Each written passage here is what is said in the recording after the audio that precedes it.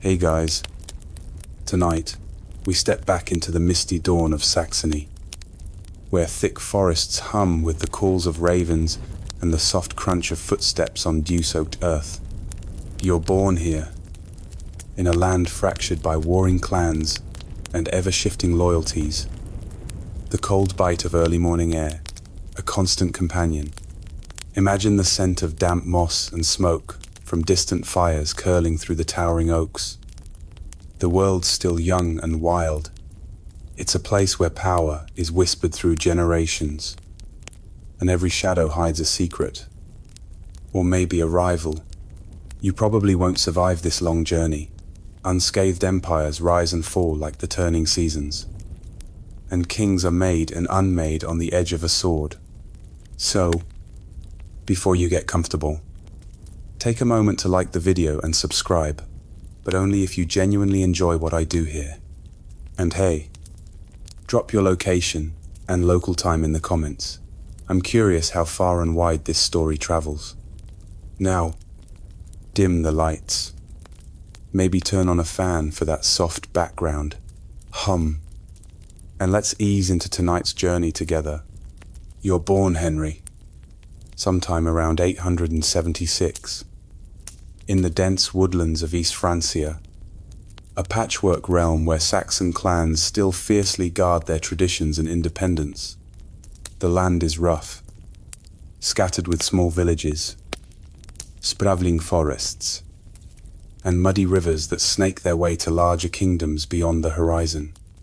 Your family, the Ludolfings, is a prominent Saxon dynasty, proud and rooted deeply in these wild lands.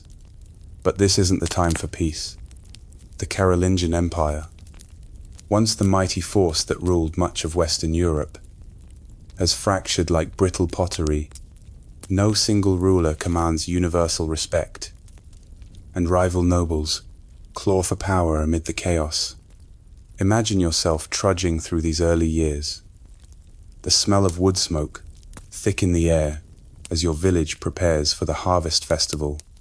You watch older boys practice sword swings, their wooden blades cracking the crisp air, while your mother spins tales of great warriors and distant kings. It's a world where might and honor intertwine, but also one where loyalties shift as quickly as the winds over the heath. Historians still argue whether Henry's rise was propelled more by brutal force or by cunning alliances. But either way, you learn early that survival demands both. You grow up amid the clash of old pagan customs and the rising tide of Christianity, the two worlds blending uneasily in your Saxon homeland. The church is spreading its roots, with monasteries springing up like rare flowers in the forest, bringing literacy and new ideas, but also new conflicts. Your people respect the old gods, but the Christian cross is a rising symbol of order in a land that desperately needs it. As a child, you're not just learning how to swing a sword or ride a horse. You're absorbing the unspoken rules of power, the importance of kinship, the deadly weight of honor, and the fragile nature of peace. Every feast, every dispute, every whispered secret at the hearth shapes the man you're becoming. And so, from these humble beginnings beneath the soaring Saxon sky, your story begins not just as a boy, but as a future king whose decisions will echo through centuries. You wake to a world still trembling from the collapse of Charlemagne's vast empire, where borders are fuzzy and kingships come with more questions than answers. The Holy Roman Empire isn't yet a thing, just a patchwork quilt of duchies, counties, and bishoprics stitched together by uneasy truces and shared bloodlines. As a young boy, you feel the weight of this fractured empire press on your shoulders, though you don't yet know how heavy it will become.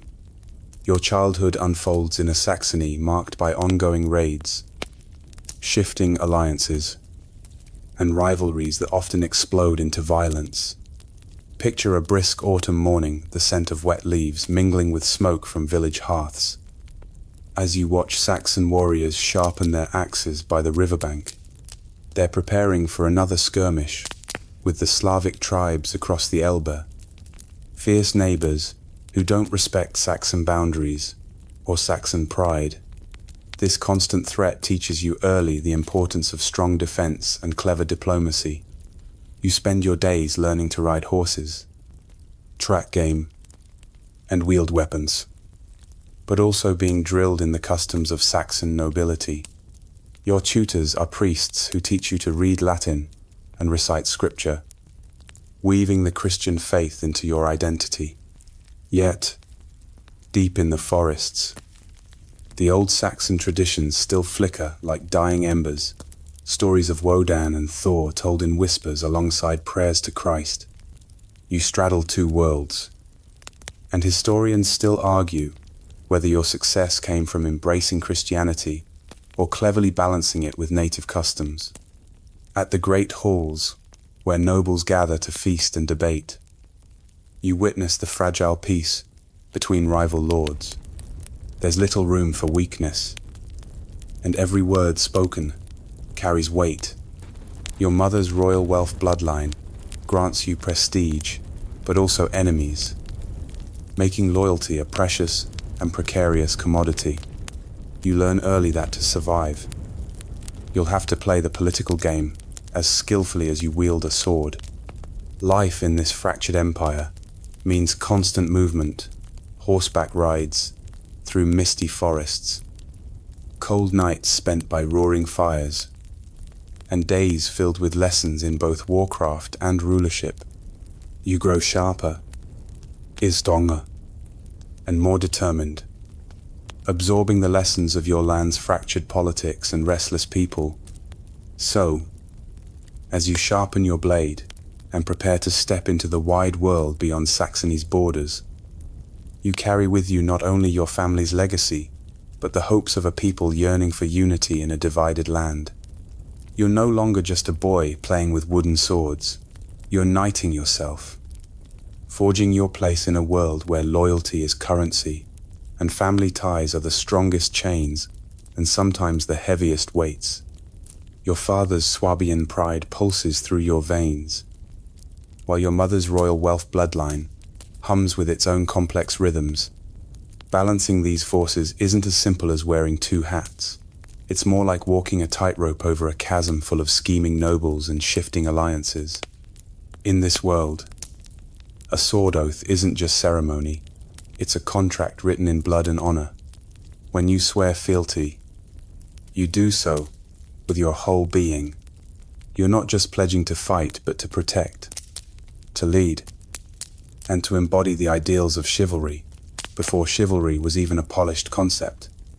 This knighthood marks a turning point, no more shadow of a prince, but a man who must command respect and loyalty, sometimes by force, sometimes by wit. Your household is a buzzing hive of political intrigue and family drama. Your siblings are both allies and rivals, their ambitions colliding and weaving like restless rivers. Your mother's side, the Welfs, push for more influence, while your father's legacy demands loyalty from the Saxon nobles, who might prefer to see you fall. Historians still argue whether your ability to navigate these family dynamics or your battlefield prowess truly cemented your rise. Your education doesn't pose. You study swordsmanship alongside Latin and law, because a ruler who only knows how to fight soon finds himself outmaneuvered in the courts and councils. You attend assemblies where elder nobles debate strategy, taxation, and land disputes, absorbing lessons in governance that no book can teach. These formative years teach you that power is as much about brains as brawn. And amid all this, the Saxon forests and hills remain a constant backdrop, harsh and beautiful, wild and demanding respect. They remind you of the land you are sworn to protect, and the rugged people who expect a leader who is both warrior and steward. It's a heavy crown, but you're starting to wear it, with a quiet confidence, like a lion sensing its kingdom just beyond the horizon. You step into a kingdom, fractured like a broken shield, where every nobleman's whisper could ignite a feud, and every alliance feels as fragile as a dew-laden spiderweb. The throne itself, worn by your predecessor, Conrad III, seems less a seat of power and more a rusty stool, unstable and barely supported by the warring factions below. You quickly learn that crowning a king doesn't crown his control. It's just the start of a long, exhausting dance. As you trudge through the tangled politics, you see the cracks, widening princes who would rather carve their own fiefdoms than bow to a central authority, bishops who juggle loyalties between Rome and local power, and common folk who pray for peace but prepare for war.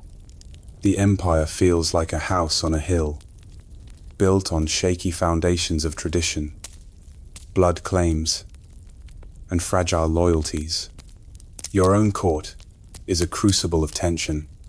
Barons puff up their chests, sensing your youth and inexperience, while some bishops clutch secret letters, promising support to rival claimants.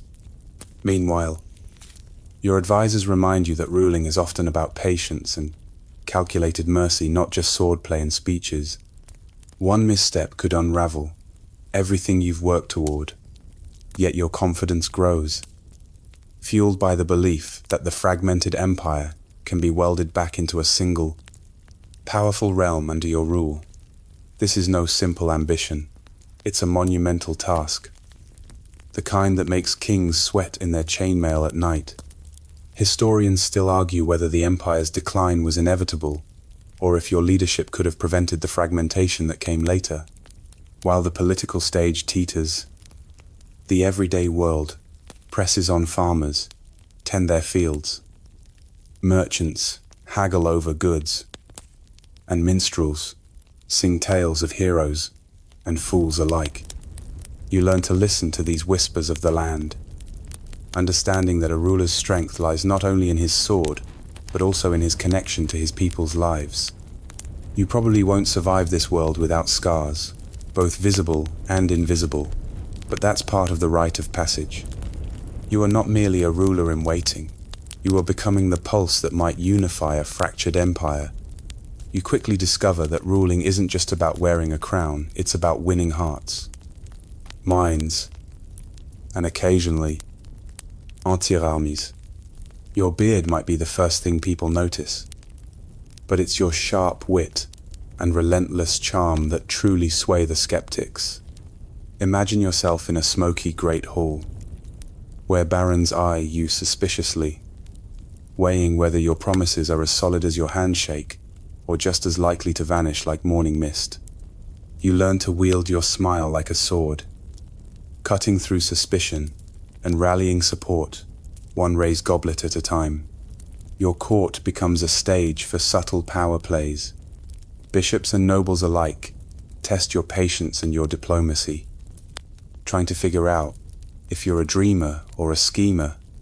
You listen carefully, knowing that alliances are forged as much in whispered corridors as on battlefield plains. Your reputation grows not just from battles, but from your ability to negotiate, to read a room, to play the long game. It's less about brute force and more about the dance of influence, a dance you begin to master. One quirky tidbit, your mustache, so admired by some and mocked by others, becomes a symbol of your identity, so much so that poets and minstrels compose verses about the king with the cunning whiskers. Who knew facial hair could be such a political tool? Still, you realize that charisma alone won't keep a crown steady.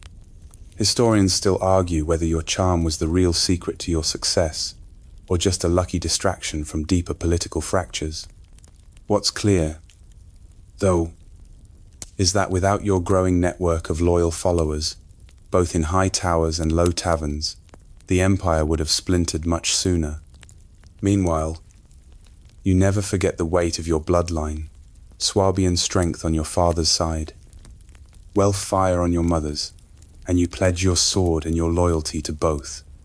Balancing these loyalties is like juggling flaming torches. Drop one, and the whole performance might go up in flames. You trudge forward, beard and all, learning that ruling is as much about style as it is substance, and sometimes you just have to grow into it. Death has a peculiar way of clearing a path for the living, and in your case, it's Conrad III's last breath that hands you the throne wrapped in both opportunity and uncertainty.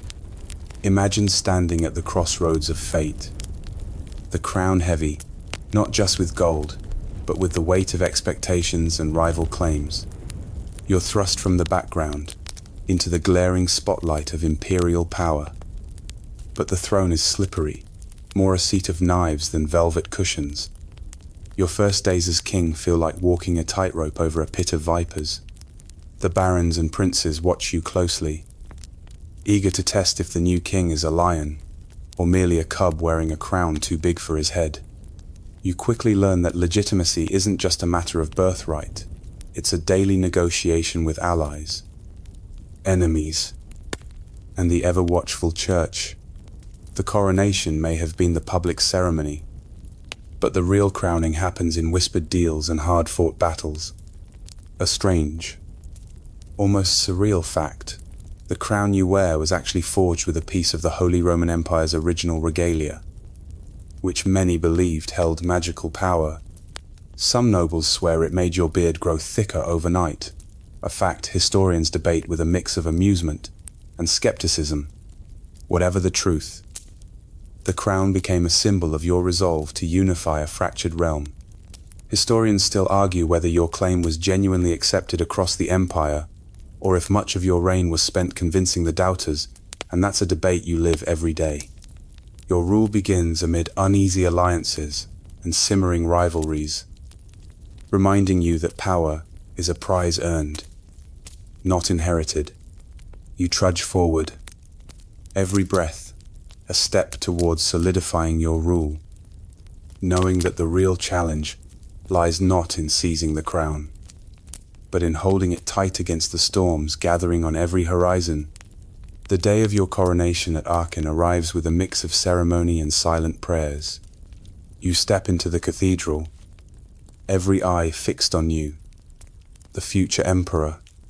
The ancient stones seem to hold their breath as the archbishop places the crown upon your head, twice blessed by church and empire alike.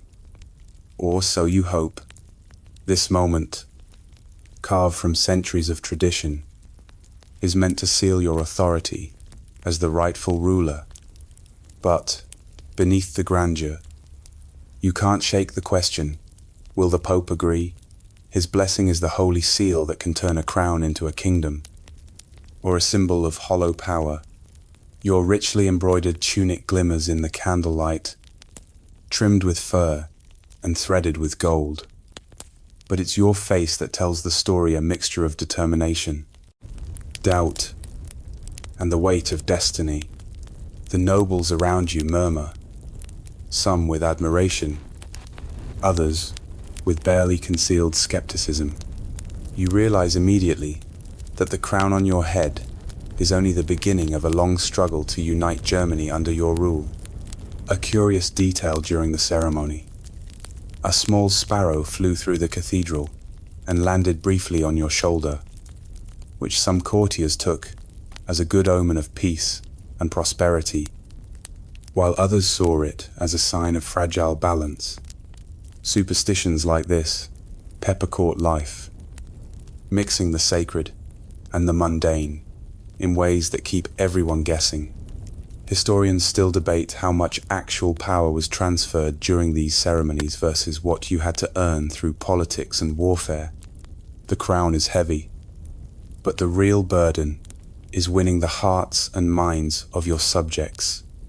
You step out into the bright day, the crown shining, your mind already racing toward the next challenge, consolidating power in a land as fragmented as the crowns in a chess game.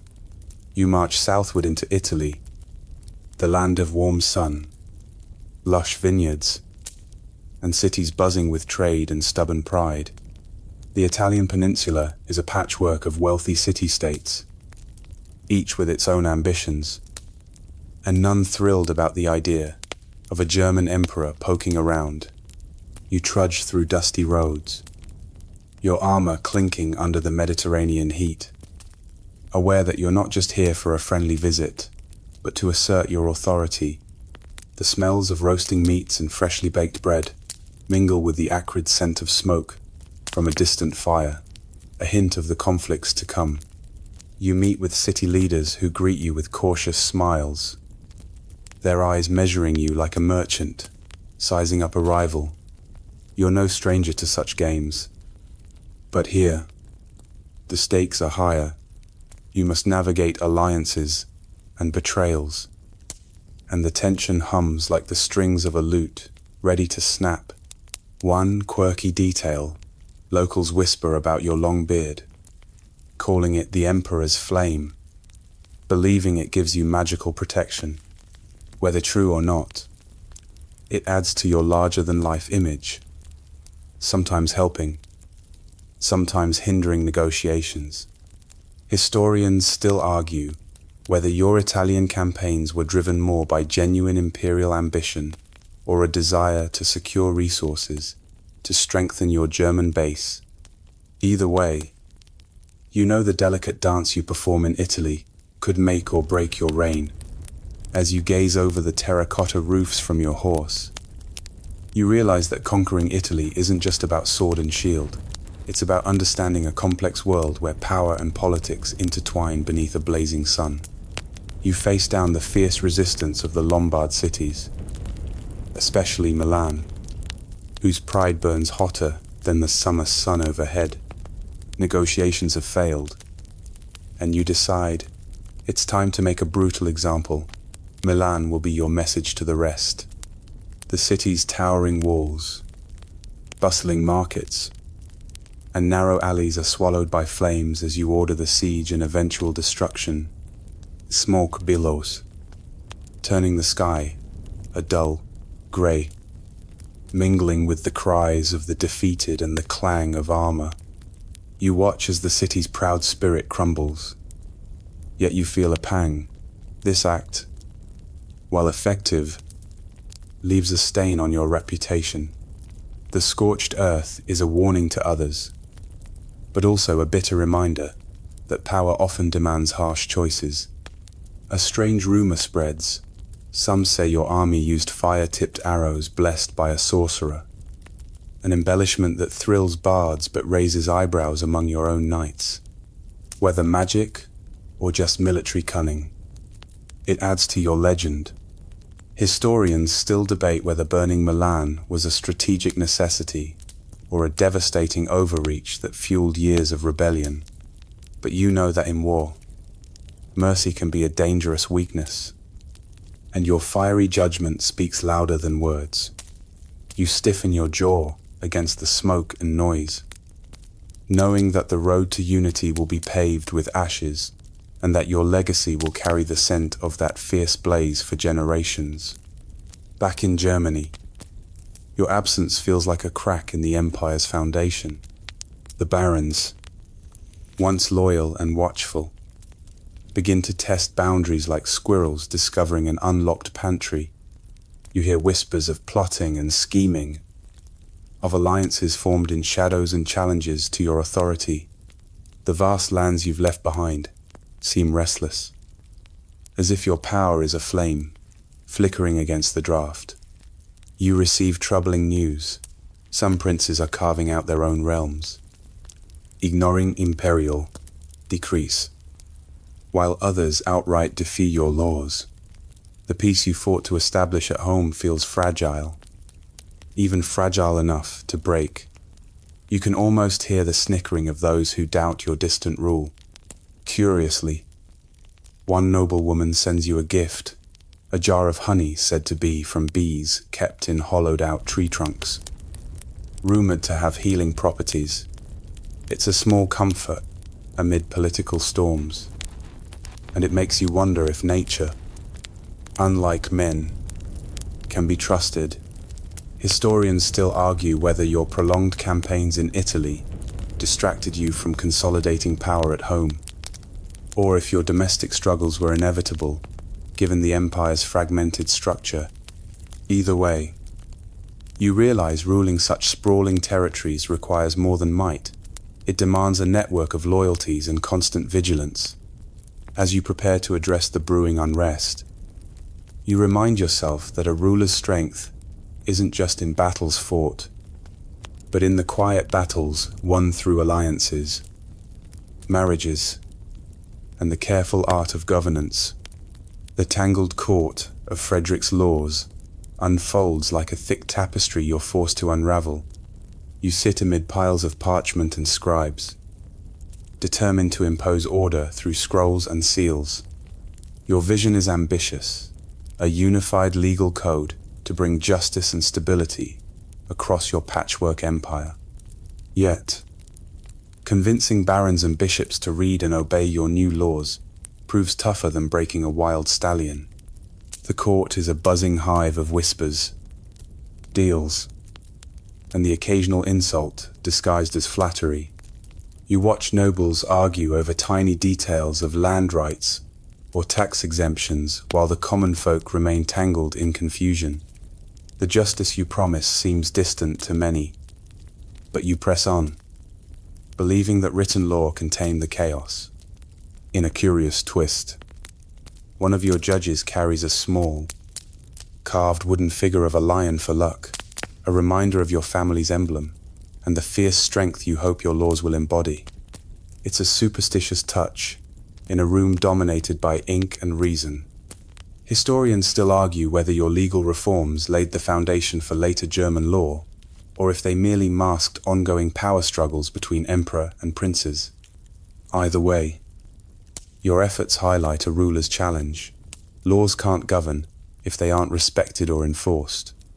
You sense that for all the parchments and proclamations, the true test of your authority will come when you step away from the scrolls and face the unruly reality of your realm. Marriage is power served with a side of awkward speeches and lavish feasts, and your union with Beatrice of Burgundy is no exception. You stand tall in your richly embroidered tunic, the gold thread catching flickers from the torchlight, while Beatrice, draped in deep indigo and saffron, offers a regal yet slightly nervous smile.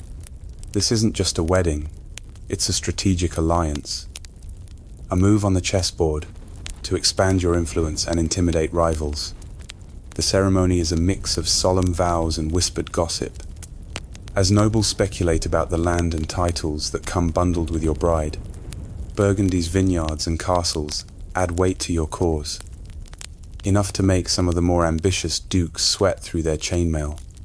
But behind the grandeur, there's an undeniable tension. Alliances forged in politics rarely come with honeymoon bliss.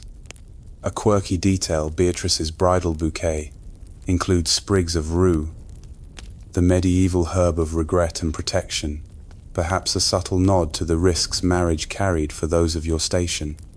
Some say it wards off ill fortune, though historians debate whether such customs held real power or were just elaborate superstitions. Your new marriage ties intertwine your fortunes even tighter with the complex web of European nobility. But it also means managing not just land, but the delicate egos and ambitions of your extended family. You realize that ruling an empire is as much about balancing relationships as commanding armies. So here you are, a husband and emperor, with new banners to carry and new fires to stoke. Some you'll control, others you'll have to carefully walk around. You're back on the move again. Italy's cities have flared up in rebellion, and your patience, much like your armor, is getting scratched and dented. You gather your troops, pack your banners, and lead another grueling march across the Alps. Boots crunching on cold stone and frostbitten earth. The smell of damp wool and roasting chestnuts fills the camp as your army pushes south. determined to remind the Lombards who's boss. The trek is brutal, a real test of endurance for men and horses alike. Snowdrifts swirl in the mountain passes, and tempers flare as supplies dwindle. You keep your face stern, issuing orders with a voice both firm and weary. Still, there's a flicker of excitement under your steel helm. This is your empire in motion, your destiny unfolding in icy landscapes and fiery political battles. Once in Italy, cities like Milan and Cremona erupt into defiance, their walls bristling with archers and boiling oil. You respond with force, but not without strategy. Sieges, bribery, and a bit of diplomatic charm all play their part. Yet, you know full well that crushing one revolt only fans the flames of another. Historians still argue whether your relentless southern campaigns were necessary or just stubborn pride wrapped in iron gauntlets. Here's a quirky tidbit. Your soldiers reportedly carried vinegar to treat wounds and even drank a concoction, mixing wine and herbs to boost morale, early versions of what might now be called sports drinks, minus the neon colors and protein powders. As you push deeper into Italy, the landscape shifts from snow to olive groves, and the battles become as much about hearts and minds as swords and shields. You're both emperor and enforcer, scholar and soldier, threading the needle between diplomacy and dominance. You're caught in a game of holy chess with Pope Alexander III, where every move is laced with threats and prayers alike. The papacy and empire have clashed before, but this time the stakes feel even higher. You push forward your claim to supremacy over Italy, insisting that your imperial authority trumps even the Pope's spiritual reign. The air crackles with tension words sharp as swords, eyes burning with stubborn resolve. The Pope responds with excommunication, a medieval version of a cosmic mic drop, designed to isolate and weaken you. But instead of backing down, you double down, rallying support from nobles who see you as the protector of order against a rebellious clergy. The clash isn't just political, it's deeply personal, a tug of war between sacred and secular power that will echo through history. You ride through crowded streets, banners high, while whispers swirl in churches and marketplaces. People take sides, torn between loyalty to the empire and faith in the church. Historians still argue whether this conflict was about realpolitik or a genuine spiritual struggle. But for you, it's both, and then some. An interesting oddity: rumors spread that you once carried a copy of Aristotle's works with you into battle, blending classical wisdom with knightly valor, a scholar warrior, literally armed with books and blades. The quarrel escalates, leading to the installation of an anti-pope, a move as messy as a medieval family feud. You crown your own spiritual champion, hoping to fracture the pope's influence and assert your imperial will. It's a gamble that shakes Christendom and sparks a schism, proving once again that power is as much about symbolism as swords. In this turbulent chapter, you feel the weight of an empire and a church pulling you in opposite directions, both demanding loyalty, both shaping the future you're trying to carve out with iron and ink. The anti-pope gambit is like inviting chaos to your court and hoping it brings order. Spoiler, it doesn't. You endorse a rival pope, backed by loyal bishops and a scattering of nobles, creating a parallel papacy that confuses allies and enemies alike. It's less a neat solution and more a medieval soap opera plotline, with betrayals, shifting allegiances, and sermons that double as political manifestos. This anti-pope doesn't just sit quietly in a chapel, he travels, excommunicating your opponents and rallying support. Meanwhile, your empire fractures, with some regions choosing sides, while others simply ignore the drama, focused on local squabbles or the next harvest. You try to hold your empire's fragile threads together, but the schism deepens, and the once clear line between sacred and secular authority blurs into a messy grey. Despite the chaos, you keep pushing reforms and military campaigns, driven by a vision of a united empire under your firm hand. But even your closest advisors whisper doubts, and rumors swirl about secret negotiations behind closed doors. Historians still debate how much you truly believed in your cause versus how much you were playing power politics with a heavenly backdrop. An odd detail from the era, it's said you communicated with envoys using coded messages hidden in songs or poetry, because why not mix espionage with medieval vibes? This blend of culture and conflict reveals a ruler who's as clever with words as with swords. By the end of this phase, your empire feels like a jigsaw puzzle with missing pieces, the image incomplete and constantly shifting.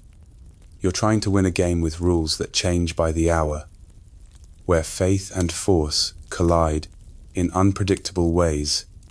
The anti-pope experiment is a bold stroke, but one that leaves deep scars on your reign. The church, and the very idea of imperial authority. Disease moves faster than armies, and as you march through Italy once again, camp fever and exhaustion gnaw at your forces like invisible enemies. Your soldiers, many already worn thin by battle and harsh alpine passes, begin to fall ill in droves. You watch helplessly as whole contingents shrink overnight, and the roar of your once mighty army fades into the coughs and murmurs of the sick. Your strategic blunders add insult to injury. In unfamiliar terrain and against fierce urban militias, your tactics don't always land as planned. At one crucial battle, a miscommunication sends troops into a deadly bottleneck, turning your well-trained knights into easy targets. The crushing defeat shocks the empire. News travels slowly, but with heavy consequences. You retreat, nursing wounds, both physical and political. The proud warrior image you cultivated now looks battered, and your enemies sense weakness. Back home, whispers grow louder. The emperor falters. They say, though few dare say it to your face, you know these setbacks are temporary. But the cost is steep. Half your army never makes it back from this southern adventure. There's a quirky tale about a camp cook who supposedly saved the day by brewing a mysterious herbal tea that cured fevers. Whether it's legend or truth, it shows that even in grim times, folk wisdom and hope mingle in strange ways. Historians still argue whether these military failures were the result of bad luck, poor leadership, or a combination of both. You, however, focus on rebuilding fortresses, alliances, and your own resilience. Your vision for the empire remains undimmed, but the road ahead is undeniably rougher. The smell of damp earth and smoke hangs around your campfires, mingling with the groans of the wounded, an uneasy lull before the next storm. You double down on your legacy building, like a medieval real estate mogul with a vision: castles, coins, and ceremonies designed to impress and intimidate all at once. If love for you is in short supply, fear and respect might do just fine. So, stone by stone, you order the construction of imposing fortresses, perched on hills and river bends, each one a silent sentinel of your power. Your coinage spreads through towns and markets, stamped with your visage, a proud beard and stern eyes that remind everyone who calls the shots. Merchants clutch the shiny coins, knowing they bear the mark of an emperor who can both protect and tax them. The rituals you stage, with lavish robes and golden scepters, are carefully choreographed pageants of imperial might. You don't just rule, you perform rulership. There's a quirky twist to your castle building. You demand that your masons and carpenters use local stones and materials, not imported luxury items. Economically savvy, or simply practical, it ties your castles to the land and the people beneath them, reinforcing your claim to the soil itself. It's like medieval branding on a monumental scale. Historians still argue whether these constructions were purely strategic or more about dazzling your rivals and subjects. Maybe both. Either way, your architectural footprint is undeniable, standing tall centuries after you. The clang of hammer on chisel echoes through the valleys, and you watch as your empire's stones grow into stories of power, stability, and ambition. Your legacy isn't just written in laws. You call together a grand assembly at Roncaglia, a gathering of scholars, lawyers, and nobles who'll try to put your rule into words. And by words, you mean laws and privileges? Picture a medieval TED Talk where the stakes are imperial power and who owes what to whom. You summon these brains to hammer out what your authority really means, especially over those wealthy and stubborn Italian cities. This diet at Roncaglia is your attempt to translate your vision of empire into ironclad legal codes, asserting that the emperor's rights stretch far and wide like a medieval version of a terms and conditions nobody reads, but everyone must follow. You want to collect taxes, control courts, and regulate commerce. But not everyone's thrilled about signing up for this imperial subscription. A fringe tidbit here: the scribes took ages copying these documents, meticulously illuminating them with gold leaf. But some of the nobles were so resistant, they tried to bribe the scribes to lose the scrolls. Not quite the medieval equivalent of accidentally deleting emails, but close enough. Historians still argue whether the Diet's decrees actually strengthened imperial power, or instead sowed the seeds of more conflict between you and the ambitious city-states. It's a classic case of law as both sword and shield.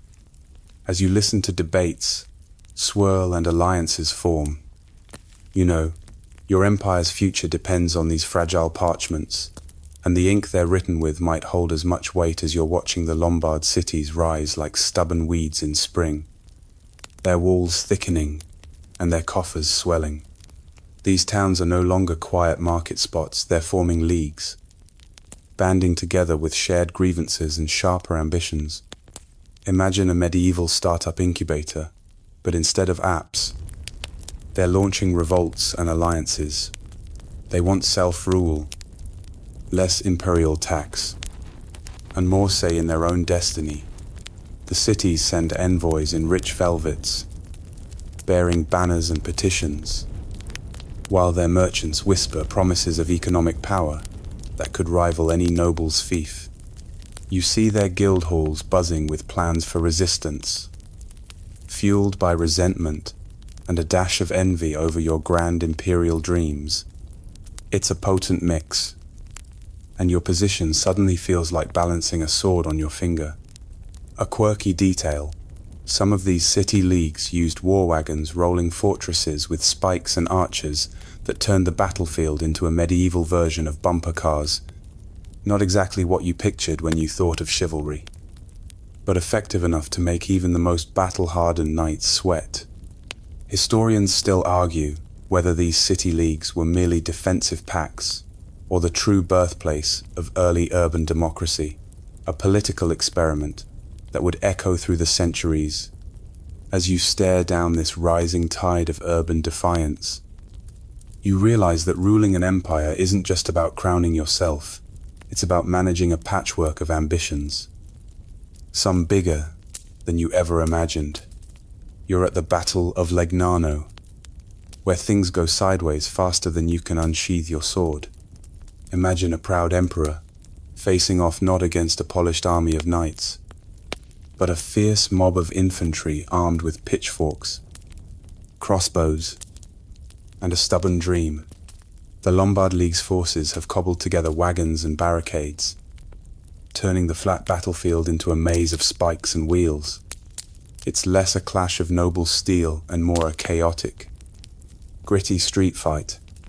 This battle is one of your worst days, not just because you lose, but because it shatters the myth of invincibility.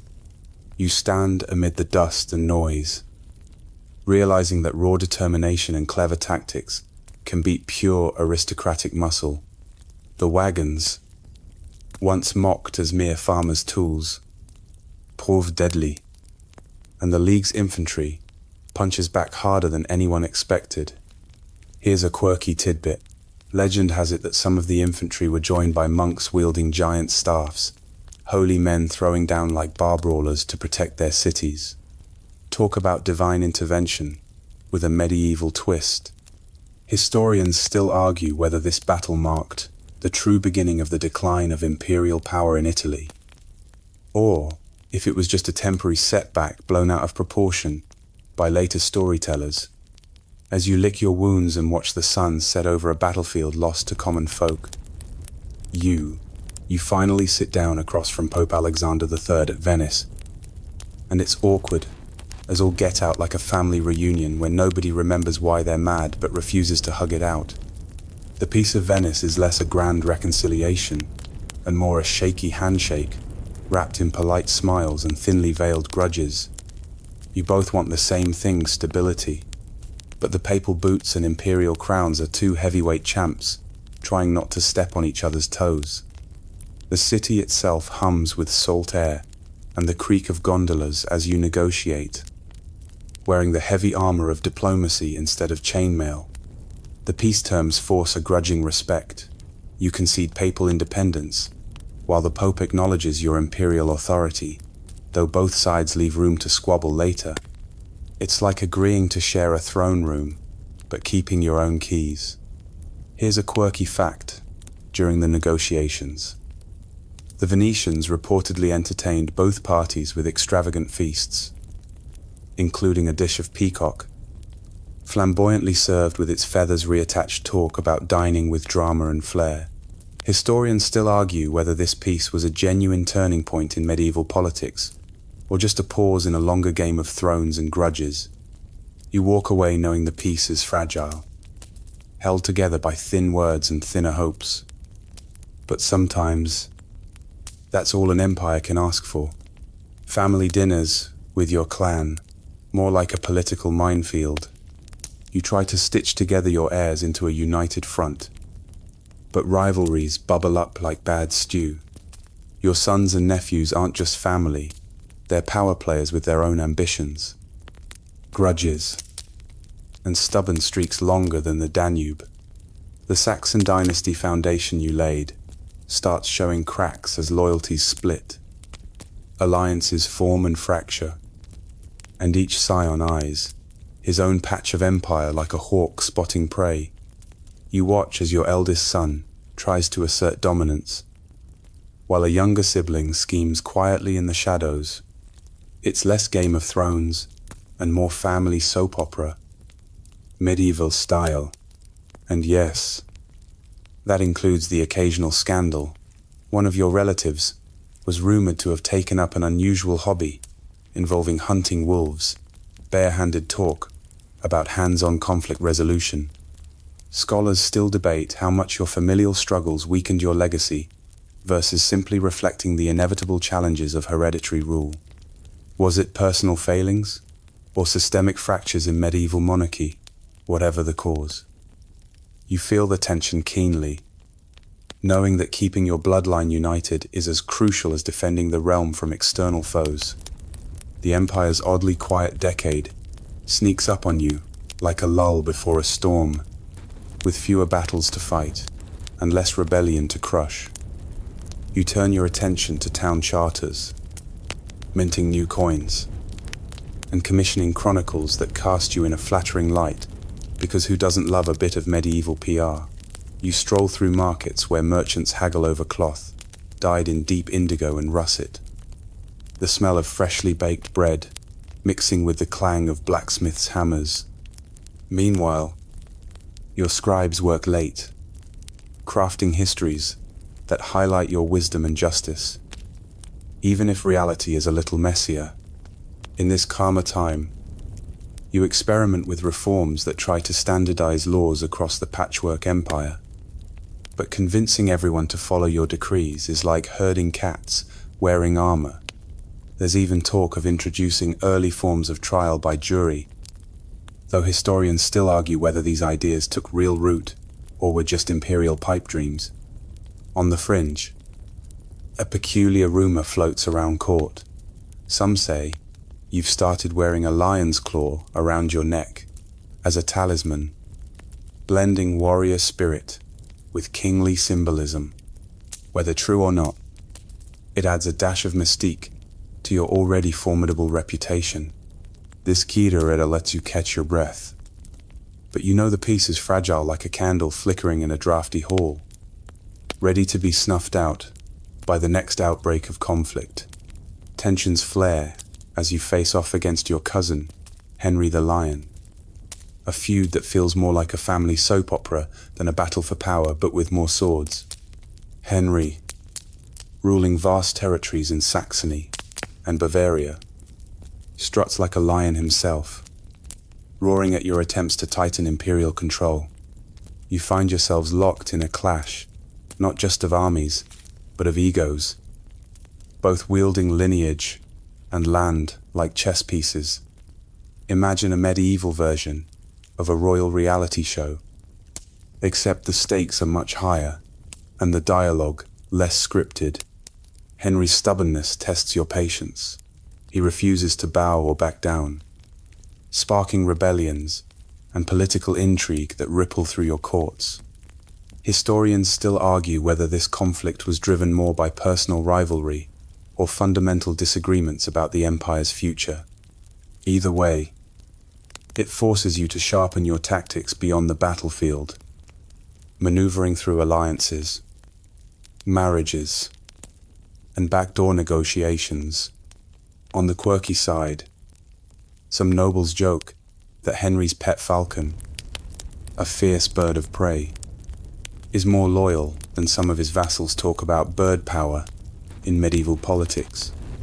Whether true or court gossip, it lightens the heavy atmosphere at your council meetings. This feud with Henry reminds you that ruling isn't just about force, it's about patience, cunning, and knowing when to pounce or when to let the lion have his roar. The call to crusade echoes across your lands, stirring a restless ambition that refuses to fade with time. Jerusalem has fallen, and you can almost hear the distant bells tolling for a holy war, a summons you cannot ignore. You gather your armor, rally your knights, and prepare for a journey that promises glory, danger, and a chance to etch your name into the sacred annals of history. You trudge through bustling markets and quiet villages, the weight of chainmail heavy on your shoulders, and the scent of burning torches mingling with the prayers of hopeful pilgrims. Your crusade isn't just a battle for land, it's a complex tapestry of faith, politics, and personal ambition. While you dream of righteous conquest, scholars still debate whether your crusading zeal was driven more by devotion or desire for power and prestige. Either way, the path ahead is fraught with uncertainty and expectation. Along the way, a quirky tale circulates one of your knights, supposedly mistaking a camel for a monstrous beast, sparking laughter around campfires. Medieval armies weren't just serious, they had their share of clumsy, human moments too. As you lead your grand army across Europe, the cheers and dust swirl around you, blending myth with reality. This crusade will become a defining chapter, full of hope and heartbreak that history can't help but retell. You ride forward, mail clinking with every step, the banners of your army snapping crisply in the dry wind. The roads are long and dusty, but the spirit of your men is high, fueled by chants and the promise of holy purpose. Crossing mountain passes and fertile plains, you pass towns where curious crowds gather, whispering legends about your courage and, naturally, exaggerating them into heroic myth. The scent of campfires mingles with the clang of blacksmiths hammering new weapons, and the evening sky is often lit by the glow of countless torches, flickering like stars on earth. Yet amid the glory, there are quieter, more human moments. You overhear a camp cook grumbling about burnt stew, and a minstrel's off-key singing that causes the odd chuckle to ripple through tired soldiers. These glimpses remind you that even a grand crusade is made up of everyday lives, not just epic battles.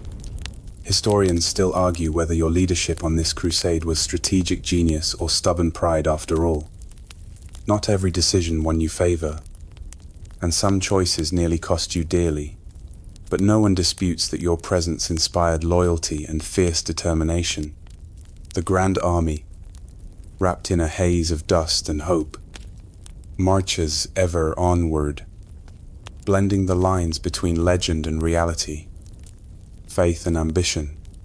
It's a march that will echo in the pages of history, long after the last sword is sheathed. You wake up one morning to the sound of rippling water and the soft chatter of your guards. The air is crisp, the kind that hints at spring's early breath.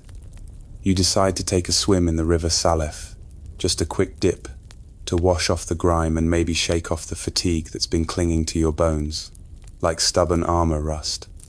You slip out of your mail, feeling the cool current embrace you. A rare moment of calm amid the chaos of crusade. But then something goes wrong. You don't come back up. Panic ripples through the camp as your men spot the still water where moments before you had been swimming. The news spreads fast, your mighty emperor, the indomitable leader, lost to the river's depths. It's almost too tragic to believe. The kind of ending that feels ripped from a bard's grim tale. Yet this moment, your death in the river Salef shakes the very foundation of your crusade and leaves your army stranded between hope and despair. Historians still debate the exact circumstances. Was it an accident? A sudden illness? Or something more sinister? But what no one questions is the profound impact your loss had on the Crusade's momentum and the fragile hopes of your legacy. Your body may be gone, but the ripples of that river sweep your story far beyond that quiet morning, into legend, myth, and a tangled web of remembrance that will last centuries. Your death sparks a chaotic scramble over your remains, dividing your body between different places, an odd and somber fate for a man who tried to unite so much in life. Your heart is buried in one location, for your flesh in another, and your bones elsewhere, a fragmented legacy that mirrors the fractured empire you left behind. This scattering fuels tales and debates for centuries. Which spot holds your true spirit? Pilgrims and nobles alike make journeys to these sites, each claiming a piece of your greatness. Meanwhile, chroniclers and storytellers begin to embellish your life and death, weaving in miraculous feats and heroic exaggerations. Some accounts say your body was preserved miraculously, others suggest ghostly sightings. Historians still argue whether these stories grew from genuine belief or political propaganda aimed at bolstering the Saxon dynasty's prestige. What's undeniable is how your death and the mystery surrounding your remains deepen your legend, making you larger than life, an eternal figure caught between history and myth. The echoes of your reign resonate not just in battlefields and courts, but in the very soil and stories of Germany. Your fiery red beard becomes more than just a personal trademark. It turns into a symbol, a banner for mythmakers and movements alike. Over the centuries, tales of the Red Beard transform you into a semi-legendary figure, a warrior king whose spirit supposedly slumbers beneath mountains, ready to rise again in times of dire need.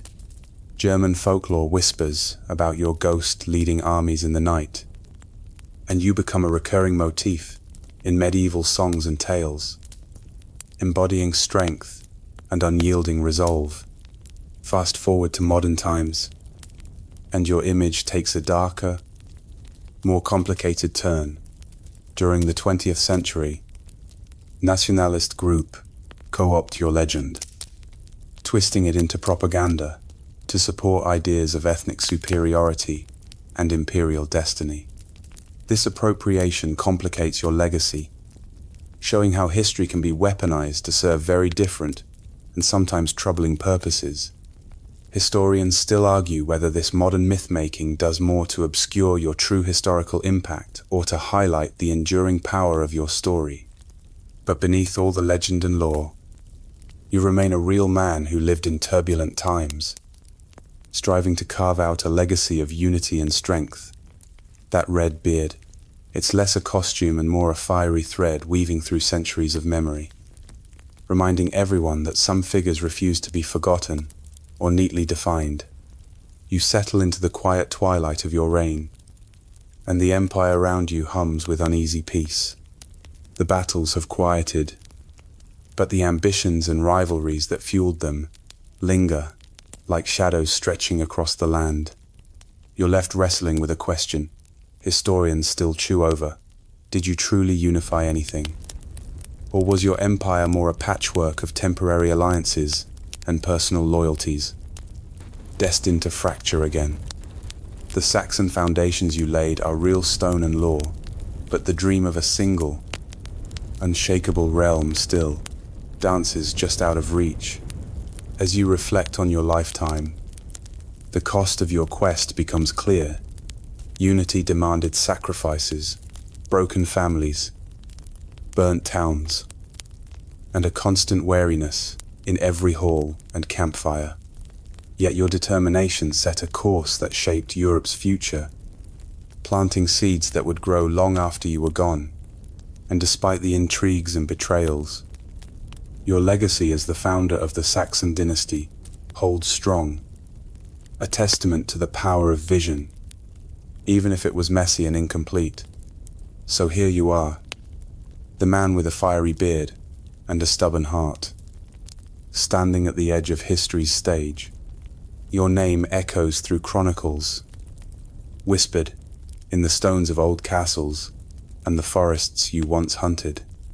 And maybe that's the best any ruler can hope for, not perfect unity, but an enduring story that invites us to ask, wonder, and dream.